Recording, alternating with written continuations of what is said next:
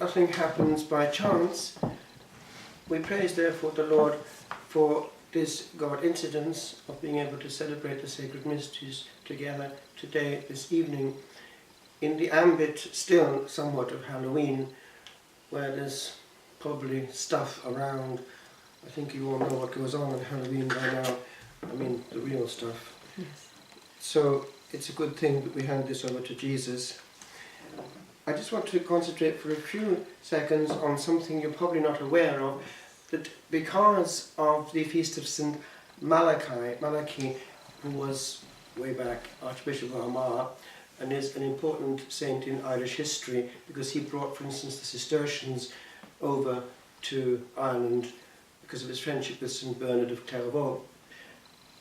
Well, he has taken the place of what would have been a very popular saint in Ireland on the 3rd of November. And so we are allowed to, if we want to, celebrate St. Martin de Porres on the first free day afterwards, which is actually the 5th, because there's a feast day on the 4th already, St. Charles Borromeo, Archbishop of Milan. So I just want to mention him today because it's a saint that he's, as it happens, I was fond of when I was younger, and there are one or two stories that I'd like to share with you about him. In our parish in Wales, in Cardiff, there was a lady that we used to visit. She would have been about 70 by the time, very much like yourself, a typical Irish lady living in Cardiff. Great faith and a very strong devotion, as it happens, to this particular saint. She would have recourse to him for all her problems, and he'd never let her down. One day, she happened to be telling us this story because it just happened. It was one of her neighbours, a good man, but he was a non-Catholic. Wales, as you probably know, is massively Protestant. Well, this particular man belonged to the Salvation Army, but a good man. And he had just been involved in what should have been really a lethal accident just down the road, because they were living close to the main road that links Cardiff with the rest of Wales, Cowbridge Road. And there he was, completely knocked out, in a coma for a long time, presumably lost, not going to get back. But she wasn't having a bit of this, so she bombarded heaven and her favourite saint, this Saint Martin de Porres. And now, to explain how this makes sense, I'll have to go into the background of this saint. He was coffee-coloured. His father would have been one of these Spaniards who came over to conquer, and we're talking about Latin America now, and he would have had a child through a slave, therefore it would be half and half. And he was a graced young man who entered the Dominican order.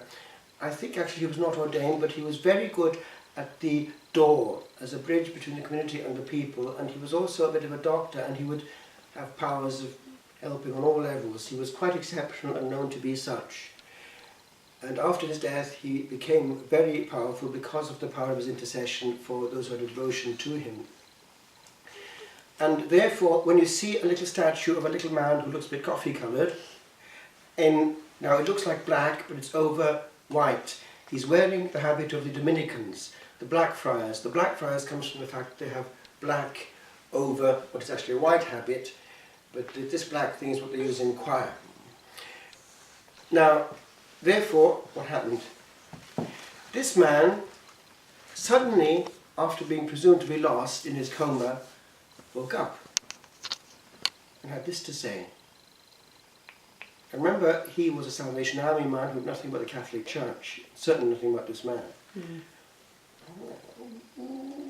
Gentleman came up to me, coffee colour, and he was wearing this bizarre thing, white, black around, strangely penciled together. He came up to me, and he took me by the hand, and told me to get up, and then he made off with himself. Here I am.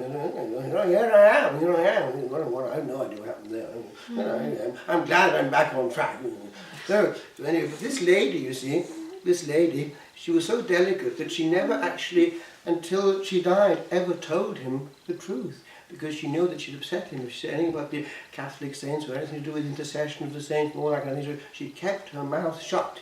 But boy, did she praise her favourite saint. So the lesson is this: the more you take seriously the saints, especially the saints you have a special devotion to, the more they take you seriously. It applies also to the one that's assigned to us, not a saint in that case, but our guardian angel. He's our hidden friend, and he's waiting to be invoked. Now, for instance, if you've lost an object, he can see where it is. So you can invoke him, please, please, please, please, give me a nudge, point me in the right direction, and he can push, push, push, push, push. Oh, that's where it was, because he can see it. Or if you've lost Daddy or Mammy, again, you can see, please, please, please, because the angels can talk among each other.